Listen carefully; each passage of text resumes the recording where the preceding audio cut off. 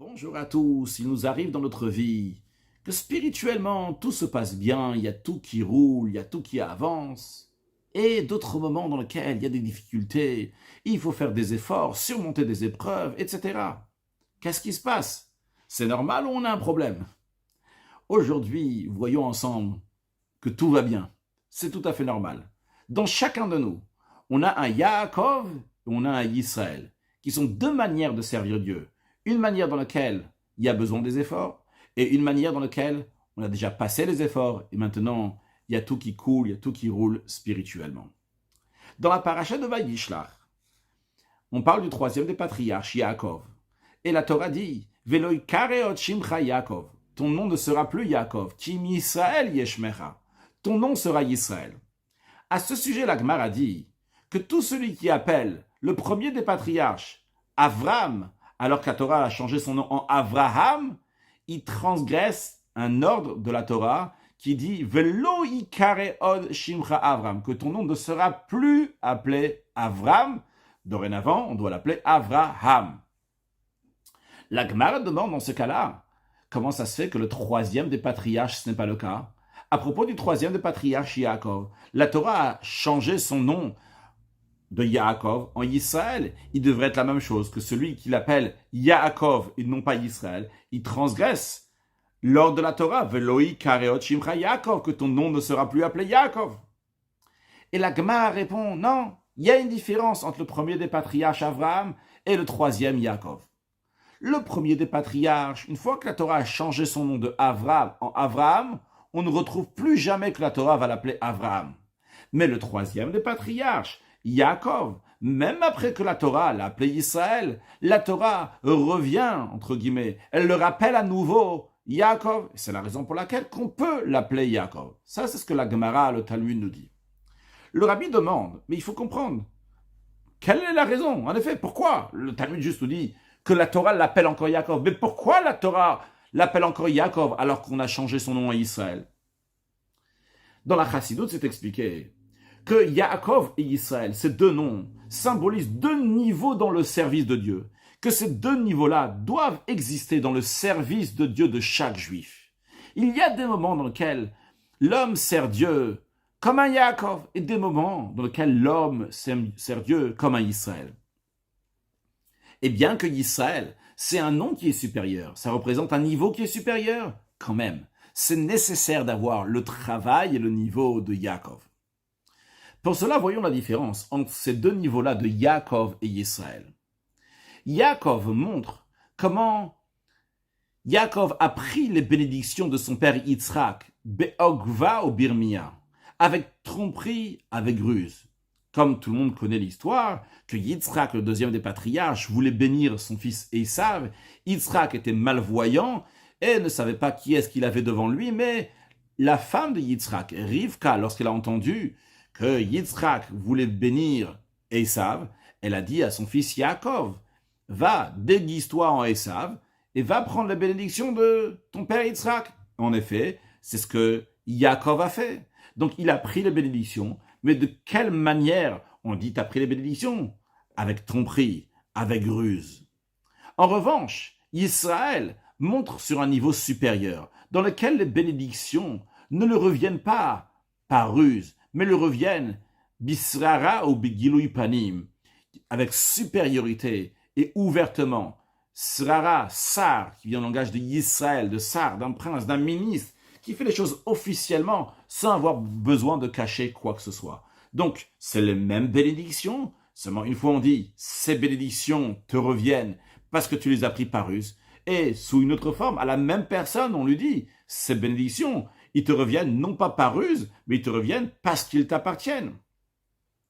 Pour mieux comprendre cela, voyons et sachons que Maaseh Avot Siman Labanim, ce qui s'est passé avec les patriarches, c'est un signe pour les enfants, c'est un signe pour nous aussi. Quand on parle des bénédictions que Yaakov a reçues de son père, il faut les prendre aussi dans le sens simple des choses. Quand on dit que Yitzhak a béni son fils Yaakov, Mital Hashamayim Mishman et Haaretz, de la rosée du ciel, de la grâce de la terre, il s'agit de la matière. Et pour recevoir cette matière, ces bénédictions matérielles, on voit que Rivka, la femme de Yitzhak, Yaakov ont fait Messirut Nefesh, se sont donnés entièrement. Ils ont risqué leur vie pour cela. Et ils ont fait des tromperies. Et Yaakov, il a dû s'habiller avec des vêtements de Nimrod pour se faire passer comme Esav. Il a mis les vêtements que Esav aimait mettre. Un vêtement qui vient d'une personne qui s'appelait Nimrod. Pourquoi il est appelé Nimrod?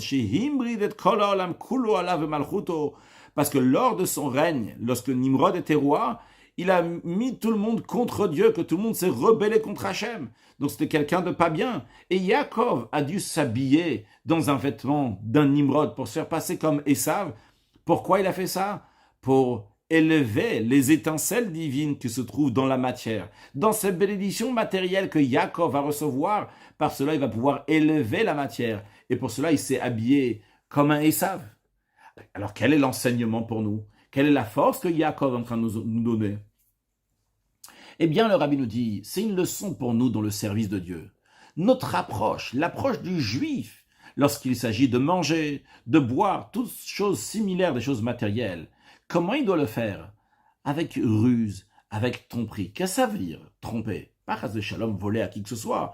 Le Rabbi nous explique ici que un ruseur, quelqu'un qui est rusé, il ne montre pas son intention dès le début. A priori, à première vue, il va avec la personne qui veut tromper dans le même chemin, dans la même voie, il est d'accord avec tout. Mais quand on arrive au point essentiel, à ce moment-là, le rusé, il fait ce que lui, il veut contre l'autre personne. Eh bien, de même est l'approche du juif aux choses matérielles. Extérieurement, a priori, il a affaire avec des choses matérielles. Il mange, il boit, il fait du commerce, toutes sortes de choses similaires matérielles. Mais il fait ça, les Shem Shamaim, pour le service de Dieu. Son intention, l'intention du juif, n'est pas du tout pour la matière qu'il y a dans cela.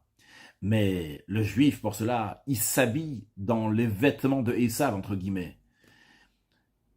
Il s'habille comme un Esav, comme un non-juif. Il fait la même chose que le non-juif, quand il mange, quand il boit, quand il fait du commerce. Mais l'intention, pourquoi il fait ça? C'est pour servir Dieu, pour prendre les étincelles divines qu'il y a dans la matière et les élever à la doucha, à la sainteté. Ça, c'est le travail de Yaakov. Yaakov doit prendre les bénédictions. Il doit prendre la matière avec ruse. Il ne peut pas venir officiellement et dire « il n'y a que la divinité ici, il n'y a que du divin. Il y a ici quelque chose de matériel. » Il doit se ruser, s'habiller comme les autres, se comporter comme les autres. Et là-bas, de manière rusée, faire sortir les étincelles divines, les élever à Dieu. En revanche, lorsqu'il s'agit de Israël, il a les mêmes bénédictions. C'est le même personnage qu'on parlait tout à l'heure. On parle une personne qui s'appelle des fois Yaakov, des fois il s'appelle Israël. Quand il s'appelle Yaakov, on lui dit tu prends les bénédictions par ruse. Quand il s'appelle Israël, on lui dit les bénédictions t'appartiennent. Alors la même chose aussi pour nous quand on s'appelle Israël. C'est-à-dire que les bénédictions, qui est de la rosée du ciel, la grâce de la terre, comment on les reçoit? Bissar avec Girupanim, ouvertement, avec supériorité. On n'a pas besoin de cacher l'intention divine dans les choses matérielles. Parce que avec le niveau de Israël, la matière n'est pas du tout en contradiction. Elle ne fait pas de guerre contre lui. Elle ne voile pas la divinité. Si on veut prendre un exemple dans la vie de tous les jours, pour chacun de nous, lorsqu'on mange le repas de Shabbat, quand on mange le repas de Shabbat, à travers ça même, on fait une mitzvah. Ce n'est pas comme les jours de la semaine qu'on doit faire le avodat abirurim, le travail du raffinement, de l'élévation de la matière. On a de la nourriture, qu'on va s'en servir, les Shem Shamaim, pour après servir Dieu.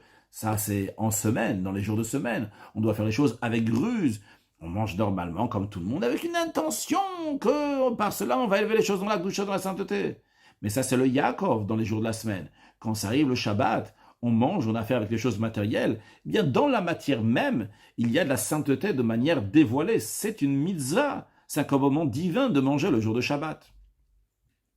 Donc ça, c'est la différence entre le Yaakov et le Israël. Le Yaakov a affaire avec les choses matérielles, mais de manière rusée pour les amener à Dieu.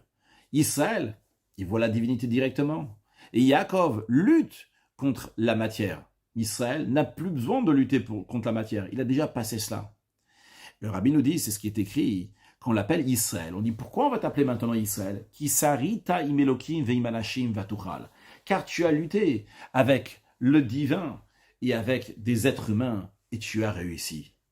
Quelle est l'intention ici qu'on dit avec le divin, avec Elohim? L'intention, elle est les anges. De manière générale, c'est le voile des 70 anges, 70 représentants des 70 nations spirituelles, à travers lesquelles passe le flux matériel dans ce monde matériel, dans les choses grossières de ce monde-là. Et ça voile la divinité, on ne voit pas la divinité. Ça, c'est le voile de Elohim. Après ce voile de Elohim, il y a encore un autre voile, un voile qui est encore plus grand. Parce qu'il est dit, Kisari Taïm Elohim Veimanashim, tu as lutté contre le divin et contre les êtres humains. Le voile de divinité est un voile qui est assez fort, mais celui des êtres humains, il est encore plus fort, car on parle des êtres humains qui se moquent à un juif qui accomplit la Torah et les mitzvot. Et quand on peut le voir, c'est beaucoup plus difficile de supporter ce voile-là, lorsque c'est des êtres humains qui se moquent, qui sont en train de voiler sur la divinité, plutôt que le voile que Elohim, que ces anges spirituels mettent sur la matière. Et c'est d'ailleurs la raison pour laquelle que le premier paragraphe des 4 parties du Shulchan Aruch, du Code de la loi juive, il est dit là-bas chez l'Oleid Bayesh, Mipne Bnei Adam Amalik, ne pas avoir honte devant les moqueurs. Pourquoi c'est la base? Pourquoi on dit ça, le premier paragraphe des 4 parties du Shulchan Aruch? Parce que c'est la base de tout le service de Dieu. Casser le voile qu'il y a sur la divinité. Et donc, il y a un voile qui est assez gentil, on va dire, c'est le voile de Elohim, mais il y a un voile qui est encore plus dur de Anashim. Et Yaakov, il a déjà passé cela. C'est-à-dire, Yaakov, il a lutté contre cela. Mais une fois qu'il a lutté, il arrive au niveau de Israël. Et sur ça, on dit, ça y est, maintenant on va t'appeler Israël. Kisarita, ça y est, tu as lutté déjà contre le divin, contre l'ange, les anges qui voilent la matière. Tu as lutté déjà contre les êtres humains. Ça y est, tu es devenu un sar, Israël, le langage de sar, qui veut dire un ministre, un gouverneur sur le voile, aussi bien le voile de Elohim du divin, aussi bien sur le voile de Anashim des êtres humains. Chez Israël, il n'y a plus de voile, ça y est, il a déjà passé cela. Encore plus que ça, pas seulement que Israël, il a passé cette lutte, et donc il n'y a personne qui lutte contre lui, mais encore plus que ça. Maintenant, même ceux qui étaient contre lui, ils donnent leur accord pour les bénédictions. Car en effet, on retrouve à propos de Yaakov, non seulement qu'il a vaincu le ministre, le prince, l'ange d'Esav, mais encore plus que ça, on retrouve que l'ange d'Esav a béni Yaakov. Dans l'esprit de ce qu'il est dit, Gam oivav yashlimito, que même son ennemi va faire la paix avec lui. Et à tel point que même l'ennemi le plus grand, qui est le Nakrash Kadmon, le serpent antérieur, celui qui est la source de toutes les fautes, ce qui a fait fauter Adam et Chava, et donc la source après de toutes les fautes qui viennent après, eh bien, lui qui est le plus grand ennemi, non seulement qui ne veut pas être contre, mais lui aussi on dit Yashlimito, il fait la paix, il l'aide aussi. Ça c'est le niveau de Israël. Donc on a compris que Yaakov, il s'agit d'un juif qui doit constamment lutter lorsqu'il est dans le niveau de Yaakov. Israël, c'est le juif lorsqu'il est arrivé au niveau dans lequel, ça y est, il a déjà lutté, maintenant il vit la divinité. Et dans cet esprit, le rabbi continue dans la Sikha à nous dire que ça correspond aussi à ce qui est écrit dans l'Ikouté Torah. L'Admour Hazaken explique là-bas la différence entre le niveau de Yaakov et le niveau de Israël.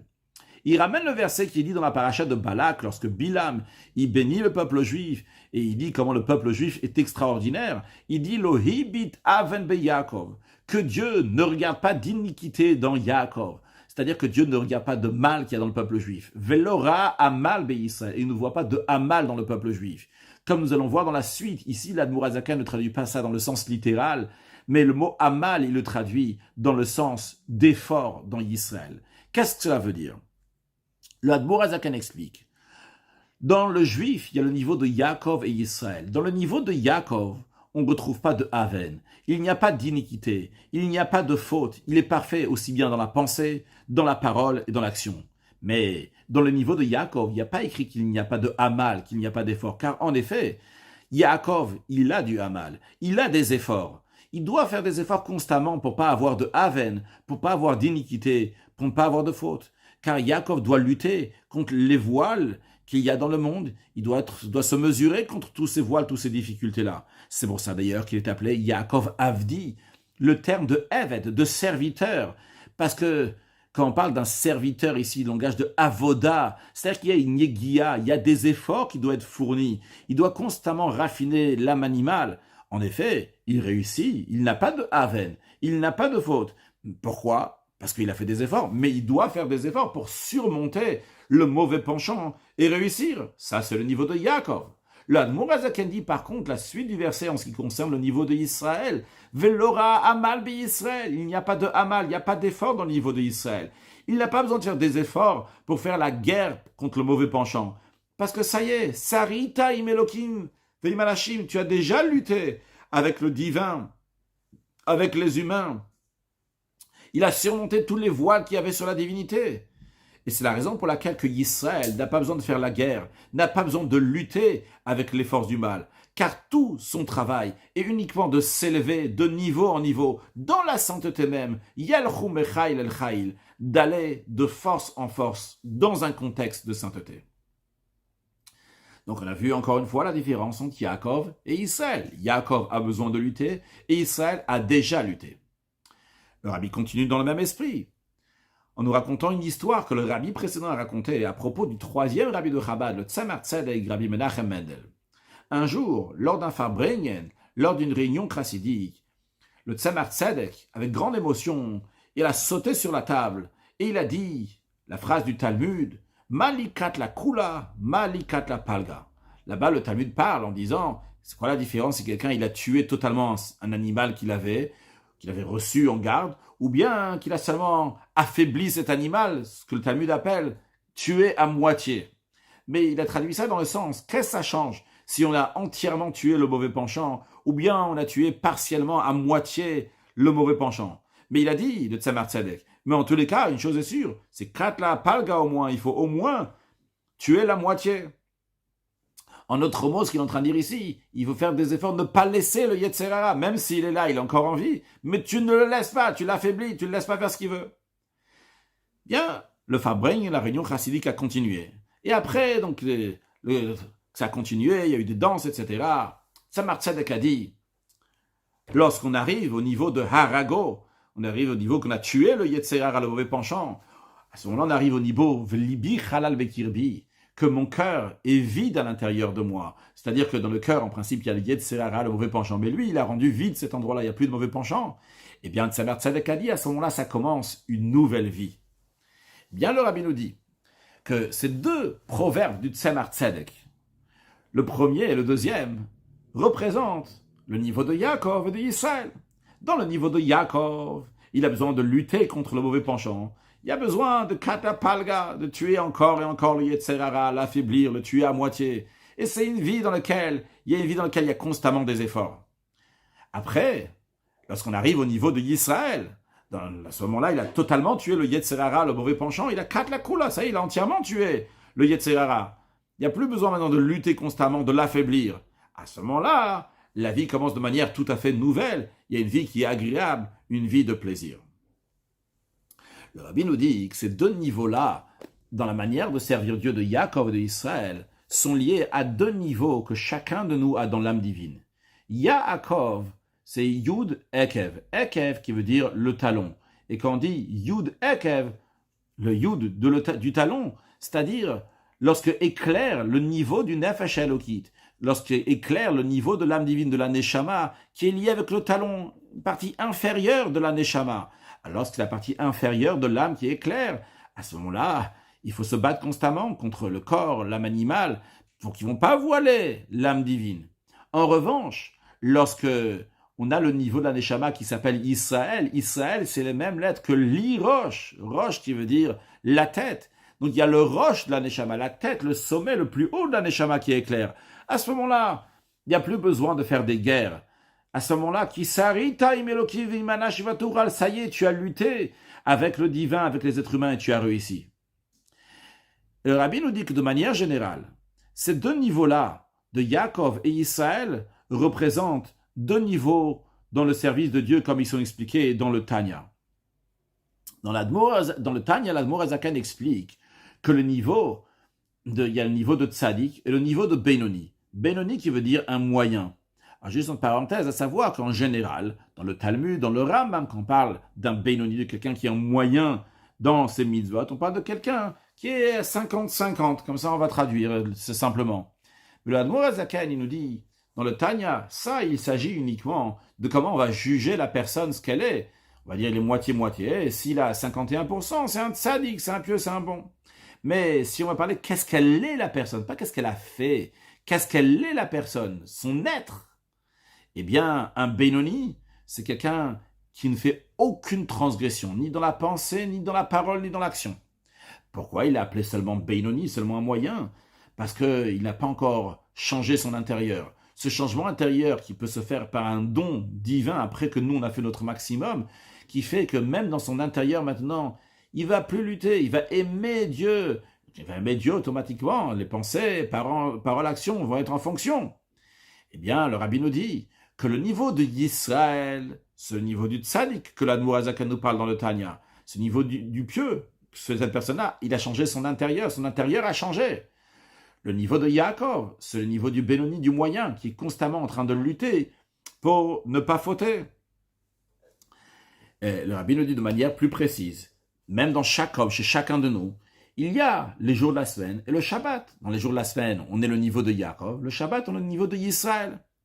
Maintenant, même chez les tzadikim, même chez les pieux, ça y est, ceux qui ont déjà tué le Yetzer Hara, le mauvais penchant, eh bien, chez eux aussi, par rapport à leur niveau, ça existe un niveau de Yaakov aussi. En effet, c'est pas un niveau de Yaakov comme chez nous, les gens ordinaires, mais chez eux aussi, ça existe cette notion de Yaakov. Et c'est ça donc que la Gemara nous dit, que même après que Yaakov, il est appelé Israël, on l'appelle encore Yaakov. On parle ici d'un personnage qui est un tzaddik, qui est un pieux. On dit même lui, Yaakov, une fois qu'il est devenu Israël, ça y est, il a réussi maintenant à lutter contre le divin et les êtres humains. Il devait être appelé que Israël. On dit non, on le rappelle encore Yaakov, parce que même à son niveau de tzaddik, il y a quand même Yaakov en tant que personnel, il y a aussi donc un Yaakov qui est dans lui. Et on comprend donc pourquoi la Gemara, elle nous dit que Yaakov, on l'appelle encore Yaakov, et pas seulement Israël. Avraham, ça y est, il appelait Avraham, il n'appelle plus Avraham, parce que ça n'existe plus un niveau de Avraham chez le peuple juif. Par contre, le niveau de Yaakov, il existe encore dans le peuple juif. Et donc, plus que même le niveau de Yaakov, il existe dans chaque juif. Dans chaque personne, comme les Bénonim, comme d'ailleurs le rabbi l'a dit avant, que le Bénoni, c'est Midat Kol Adam, c'est le niveau que chacun peut arriver, au niveau de Bénoni, de tout moyen, de ne pas fauter dans la pensée, parole, action. Et ça existe aussi donc chez les tzadikim, le niveau de Yaakov. Alors c'est pour ça que même après que Yaakov il est arrivé à un niveau qu'il appelait Israël, la Torah l'appelle encore Yaakov, parce que même après qu'il devient Israël, il a encore le niveau de Yaakov. Comme on a dit, Loi bitaven be Yaakov. Dans Yaakov, il n'y a pas d'iniquité, il n'y a pas de faute. Mais il y a du Hamal, il y a des efforts. Et ces efforts-là, c'est avec le Yetzer Hara, le mauvais penchant. Et cette guerre-là, elle est avec un danger, avec beaucoup d'efforts. Mais il faut savoir que Yaakov, il a la force de vaincre et d'être propre de toute iniquité, de ne jamais fauter. Pourquoi il a cette force-là? Parce que chaque juif, il est Netzer, Matai, Maase, Yadai. Il est le fruit de ma plantation, l'œuvre de mes mains. Comme ça, Dieu il dit sur chaque juif. Et chaque juif, il a un chelek elokam imal mamash. Il a une parcelle de Dieu dans lui. Et de même qu'il est impossible que quelqu'un va gouverner, Dieu en préserve une telle chose qui va gouverner Dieu. C'est impossible que quelqu'un va gouverner Dieu. De la même manière, c'est impossible que quelqu'un va gouverner une âme divine tant qu'il le veut, tant que l'âme divine ne va pas laisser quelqu'un de le gouverner. Un juif, il a toujours la force de vaincre dans la guerre. Pas seulement ça qu'il a la force de vaincre la guerre, mais finalement c'est sûr et certain qu'il va vaincre la guerre concrètement. Comme il est dit, le yidach mimenu nidach, que même quelqu'un qui est nidach, il a été repoussé, le yidach, il ne sera pas repoussé à l'éternité par Dieu, chas v'shalom. Et kol Israël, yesh lahem chelek le'olam haba. Et tous les juifs, ils ont une part dans le monde futur. Et c'est important ce petit détail qu'on est en train de dire maintenant, que cette confiance, cette évidence qu'on va réussir. Car le rabbi nous dit, comme tous les sujets de la Torah, ce bitachon, cette confiance-là, elle est aussi importante pour le service de Dieu concrètement. Parce que le fait d'avoir cette confiance, ce savoir que finalement on va vaincre cette guerre, doit rajouter de la détermination, de la joie dans l'accomplissement du travail de Dieu. Et cette joie, elle aide à arriver à la victoire et empresse la victoire. Et comme le rabbi précédent a dit, qu'un soldat, même quand il va dans un endroit qui est dangereux, il va avec un chant de joie. Et le fait qu'il va avec un chant de joie, ça fait qu'il va être le vainqueur. Et pour conclure, le rabbi nous dit, c'est la raison pour laquelle que à Motsai Shabbat, à la sortie de Shabbat, on dit Al Tira Avdi Yaakov, ne crains pas mon serviteur Yaakov. Comme dans le Likutei Torah, il explique, et comme dans la note, le Rabbi dit que bien que la coutume Chabad n'est pas de dire ce verset-là, Al tira avdi Yaakov, ne crains pas mon serviteur Yaakov à la sortie de Shabbat. Mais dans la Chassidoute, on explique même d'autres coutumes, en l'occurrence ce verset-là. Donc pourquoi on dit n'aie pas peur mon serviteur Yaakov à la sortie de Shabbat? C'est parce que pendant Shabbat, il n'y avait pas de Yaakov. Il y avait un Israël. Tous les Juifs sont au niveau de Israël. Ils n'ont pas besoin de faire des efforts de birour, de raffinement du monde, l'élévation de la matière. Ça arrive, Motsai Shabbat, aïe, aïe, aïe, ça y est maintenant, il faut redescendre au niveau de Yaakov, Avdi de Yaakov, mon serviteur. Il faut maintenant avoir affaire avec le birourim, le raffinement du monde pendant les 6 jours de la semaine. Et il y a Avdi, il y a un avoda, il y a un serviteur. Alors d'en haut, on dit aux Juifs, Al tira Avdi Yaakov, n'aie pas peur, mon serviteur Yaakov. Et quand on dit à Yaakov, n'aie pas peur d'aller faire ce travail-là, c'est pas juste un ordre qu'on lui dit n'aie pas peur, mais on est aussi en train de lui donner de la force et le courage de ne pas avoir peur, de faire son travail avec joie. Et cette joie facilite et empresse le travail, que la personne qui fait ce travail-là va voir un bon salaire, une bonne récompense, un bon résultat de ses efforts, jusqu'à qu'on mérite un jour qui est Kulo Shabbat U'Menucha, qui est entièrement de repos, le Chaya Olam, une vie éternelle, avec la venue de Mashiach. Donc, le Rabbi nous dit, lorsqu'on a besoin de faire des efforts, alors qu'il y a quelques minutes, ou quelques jours, quelques semaines, ou quelques mois, tout allait bien, on était en mode Israël, il n'y a pas besoin de lutter, tout d'un coup on devient Yaakov, qu'est-ce qui se passe? On te dit, c'est normal, t'inquiète pas. Et Altira, n'aie pas peur. Et va à cette guerre de raffiner de la matière avec joie. C'est sûr et certain que tu vas être un vainqueur et que tu vas accueillir Mashiach now. Une excellente journée.